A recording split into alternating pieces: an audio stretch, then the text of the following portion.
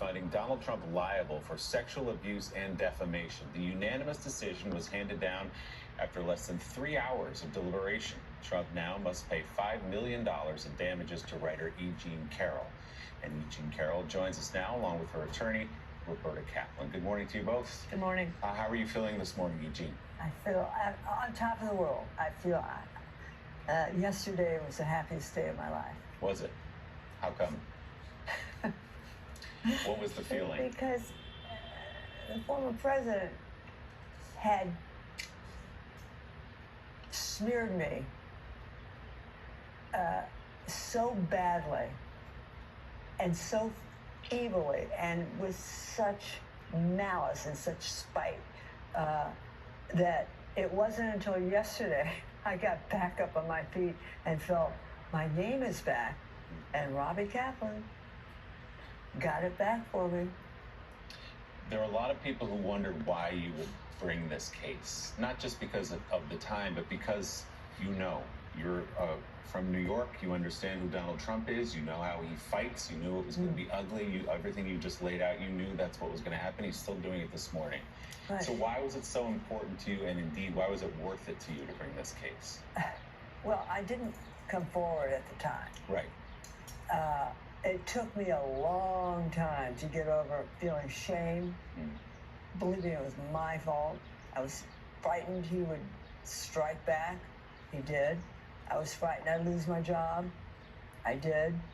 And then the ASA was passed in New York State, and it gave us a nudge and the ability to hold him accountable for the rape.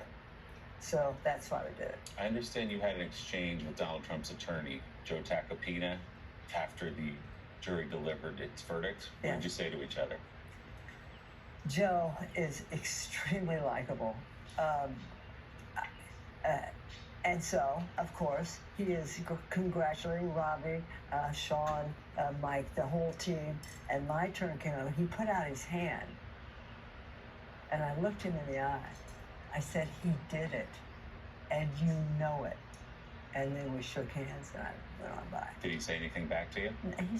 He's extremely charming. He smiled, and, we got through it.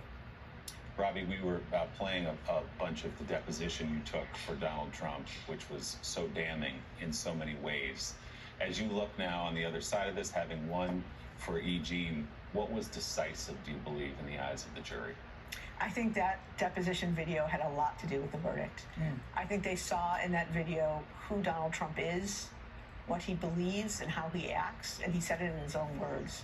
And I think that had a huge impact on the jury in this case. We're going to listen, John, real quickly to the piece of the deposition that gets at the Access Hollywood tape. Let's watch. And you say, and again, this has become very famous in this video, I just start kissing them. It's like a magnet, just kiss. I don't even wait. And when you're a star, they let you do it. You can do anything. Grab them by the you can do anything. That's what you said, correct? Well, historically, that's true with stars. It's true with stars that they can grab women by the Well, if you look over the last million years, I guess that's been largely true. Not always, but largely true. Unfortunately or fortunately. You consider yourself to be a star? I think you can say that, yeah. Fortunately or unfortunately, he's talking about sexual abuse there. Also, there was a moment that was incredibly damning where Donald Trump, who has said that E.Jean Carroll was not his type, looked at a photograph of E.Jean Carroll and identified it as his ex-wife, Marla Maples. You have in front of you a black and white photograph that we've marked as DJT23. And I'm going to ask you, is this the photo that you were just referring to? I think so, yes. And do you recall when you first saw this photo? At some point during the process, I saw it. It's, I guess her husband, John Johnson, who was an anchor for ABC, nice guy. I thought, I mean, I don't know him, but I thought he was pretty good at what he did. I don't even know who the woman, let's see, I don't know who, it's Marla. You're saying Marla's in this photo? That's Marla, yeah. That's It's my wife. Which one are you pointing to? Here. Oh, The person you just pointed to was I E.Jean see. Carroll. Who is that? Who is this? And the woman on the right is your then wife, I don't know. Ivana? This was the picture. I assume that's John Johnson. Is that It's Carol. Carol? Because it's very blurry. So, Robbie, in that moment, do you know you have him? Yeah, kind of. One of the things I said to the jury yesterday was, remember, it's so classic Donald Trump. He makes the mistake in the photo. He realizes the mistake as his attorney tells him, and then he lies. What does he say? He says it's blurry. The same photo that you guys were just looking at was the photo he saw. There's nothing blurry about that photo. So Donald Trump today, E.Jean, is still on Truth Social, still denying that he's ever met you, saying that you are still lying. Tell us a little bit about how important this was, perhaps for you as an individual, but also for women writ large in a moment like this, who, and so many of them, not just in relation to Donald Trump, but against when they had something like this happen to them by any man. This is what really, it's a victory. Really, not really for me. It's for every woman, because we did away with the perfect victim concept. The perfect victim always screams. She always goes to the police. She always writes the date in her diary. She always folds up and is a sad person. We smashed that concept. And so for every woman in the country, this is for you. I think this will help you all be believed. So, Robbie, Trump has also threatened again this morning to appeal. Walk us through what you think that will look like and how long it could take. We certainly will know that Donald Trump's legal strategy is to try to kick things down the road as long as he can. Yeah, so that's exactly right. He has a right to file appellate papers. He will definitely do that. He has no good arguments, though. And the courts are already very familiar with his strategy you just mentioned of delay, delay, delay. So I don't think they're going to be able to do it. He's going to be able to delay very much here. I'd expect top 6 months to a year, maybe even sooner if we can get them to expedite. So, Robbie, I want to ask you about jury selection. And it's important because of the reaction we've seen from supporters of Donald Trump yesterday and again this morning, where they say, well, of course, it was a New York jury. Of course, they were out to get Donald Trump. You have Marco Rubio, who's an attorney, went to law school, who said that jury is a joke. Just suggesting that we should ignore this because it's a New York jury. You had Tommy Tuberville, a senator from Alabama, this morning say, this makes me want to vote for Donald Trump twice. And of course, it was a New York jury. Can you talk a little bit about the jury, 6 men and 3 women? Well, let me say 2 things about it. First of all, during his opening argument, Mr. Trump's lawyer, Mr. Takapina, praised the jury system. He said how great the court system was, how it's the bedrock of our democracy, and how he wanted everyone in the courtroom to know that that was their view. So number one, those senators are contradicting what Donald Trump's own lawyer said. Number 2, this was not a New York City jury. I think we had 1 juror from the Bronx, 1 juror from Manhattan, all the rest were from Westchester and North. We had, as you pointed out, we had 3 women, 6 men, mostly working class people. These are the people who are supposed to be Trump voters, not New York City sophisticates. I think that's important to underline, because the argument we're hearing is, well, yeah, it's a bunch of libs from Greenwich Village or whatever, but they weren't all from New York City. Only 2 were from New York City out of 9. So what is your reaction, E.Jean, when you hear comments like that from supporters who, I guess we shouldn't be surprised, but reflexively run to the defense of Donald Trump, kind of saying we should dismiss this? You know what? I don't hear it. I am so full of happiness and joy. I am putting that out of my mind, and I know Robbie's going to take care of it. We have Alexi McCannon with us of Axios with a question for you. Alexi? Hi, E.Jean. It's good to see you, and I appreciate the opportunity to chat with you.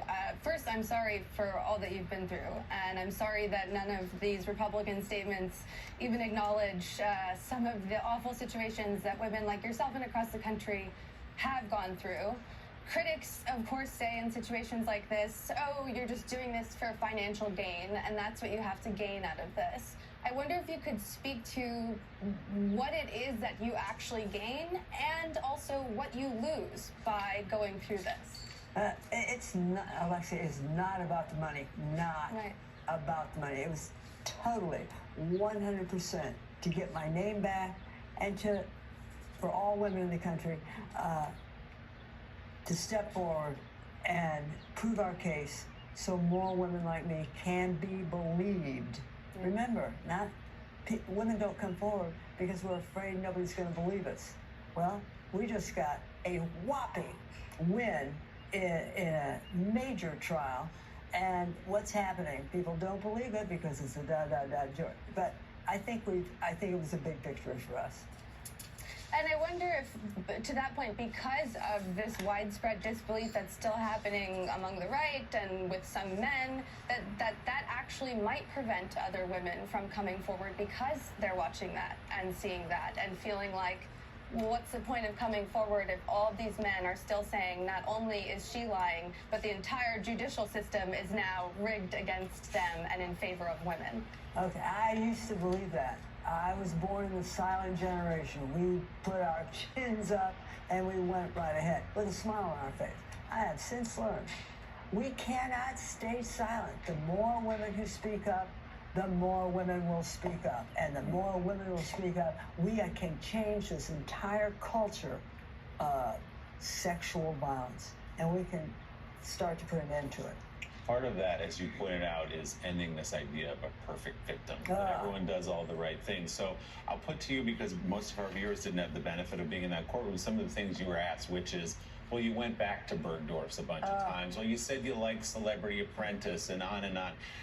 How do you explain that piece of it, which is that, as you said, it took until your book in 2019 to come out with it, and that you, at least to the attorneys representing Donald Trump, well, you said you kind of liked him. You liked his show. Yeah. How do you address that? See, here's the thing. I'm like a normal woman leading a normal life. I have loves. I have hates. I enjoy my life. I kept private about some of the hurt that I had been through and what he had caused me. But I was allowed to have a little happiness. And Joe Pacatino, for 3 days as I told my story, as he ripped me to shreds, he kept, it might as well have been the 17th century. Why didn't you scream? Why did you laugh? Why didn't you report right away? Why didn't you write it down in your diary? Over and over and over and over. It was like we were back 400 or 500 years. It was amazing. So I think maybe we made a dent that we're going to stop this kind of ridiculous, old-fashioned, out-of-date, dumb attack against women. So, Robbie, what message do you think this sends? That the jury heard your case, agreed with you, said, yes, it's more likely than not that this happened. What she said happened. What does it do for other victims? So I think it sends exactly the message that Mr. Trump's lawyer said in his opening, that we have a democracy, that in our democracy, the court system is the bedrock of our government and of our republic and our constitutional democracy, that no one, literally no one, not even Donald Trump, is above the law, and that a jury in New York, comprised of people mostly outside of New York City, found that he lied and that he abused E.Jean Carroll, and other women, I hope, can be as courageous as she was over the past 2 weeks and stand up and say the truth. So, E.Jean, what should happen next? Because it's not just that Donald Trump is the next president. He is the current frontrunner for the Republican nomination. He's leading nearly every poll. What should happen to him going forward? I can't even begin to imagine. To me, this is not about politics. This is about a big win for all women. I really, Robbie will have to answer that. I'm just a country lawyer, so I don't We comment on politics. the show sometimes, yeah. E.Jean, did you ever have any doubts about bringing this, even if it was in the book, you put it out there? Do you ever have any doubts about pursuing it as a legal matter, only because of you knew the incoming you were going to take? You knew that your foe, Donald Trump, was going to breathe fire back at you and make up lies about you and defame you. Did you ever have moments of doubts sitting in the office with Robbie? Are you kidding? I had doubts every single day. I had 4 or 5 times a day, thinking, what the heck are we trying to pull off here? What are we trying? And Robbie, just determined, just putting one step right in front of the other. It was brilliantly done. We just kept going. That's the secret. You don't give up. What did you tell her in those moments of doubts, Robbie? I didn't really have to tell you much, E.Jean. You might have felt them, but you didn't express them to me. Okay. I told some of the people on our team that we had to buck it up, and I said, to quote Lucinda Williams, that he wasn't going to be able to take your joy. That's right. Well, it's an extraordinary day. Congratulations to you both, and I think it serves as an example to a lot of women who are watching right now. E.Jean Carroll, Roberta Kaplan, thank you both for being here. We appreciate it. Thank you. Still ahead this